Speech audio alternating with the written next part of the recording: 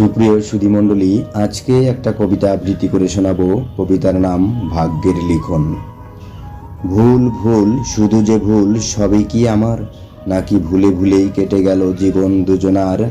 অবশেষে একদিন লজ্জা ভয় সব কিছুর হলো অবসান, যখন বৈশাখী ঝড়ে লণ্ডভণ্ড জীবন নামের ফুল বাগান। চোখের জল ঝরে গেলে চোখে ফেরানো যায় না, ওগো তুমি যে অন্য কারো এও তো সইতে পারি না। ভেবেছিলাম কাঁদবো আমি একা, থাকবে তুমি সুখে, তবুও কেন নদী বয় তোমার দু চোখে। আমাকে তো এই ভুবনে সুখী হতে দিলেই না, সুখের আশায় চলে গেলে নিজেও তো সুখী হলে না। আমি তো কোনো অভিশাপ দেইনি, চেয়েছি তোমার ভালো, তবুও কেন তোমার জীবনে দুঃখের আধার নেমে এলো।